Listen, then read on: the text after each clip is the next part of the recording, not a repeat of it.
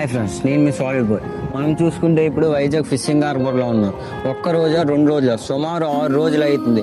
6 మత్స్యకారులు గల్లంతా ఇంతవరకు ఒక్క మృతదేహం కూడా కనిపించలేదు.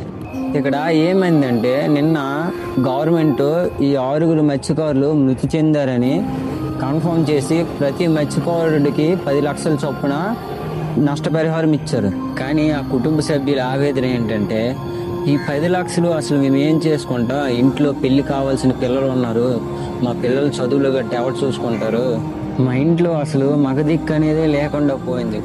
అలాగే మా కుటుంబాన్ని దత్తత తీసుకుంటే దాంతోపాటు మాకు ప్రతి నెల ఒంటరి మహిళ పెన్షన్ అలాంటి పథకాలు ఏమైనా మాకు అమలు చేస్తే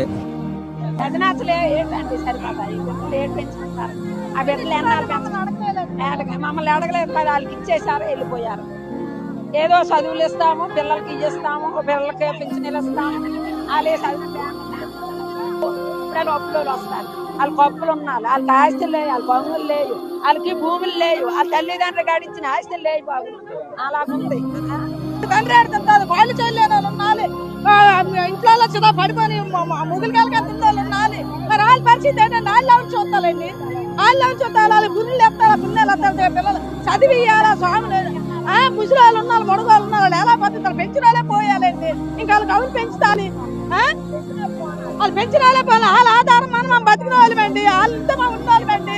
10 లక్షలు అమ్మేసుకున్నాం కొడుకుని అమ్మేసుకొని ఇంటికి వెళ్ళిపోతున్నాం. 10 లక్షలు అయిపోయింది అంతా. పడుతోటి మనిషి అని చూడలేదు, తోస్తారు కింద.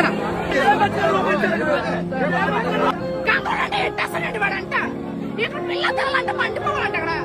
అక్కడ 10 లక్షల రూపాయలు చెక్ ఇచ్చేసి మాట్లాడకుండా వెళ్ళిపోతున్నారు మంత్రి గారు. చూశారు కదా ఫ్రెండ్స్, గవర్నమెంట్ చేసిన పని కరెక్టో కాదో కామెంట్ చేయండి.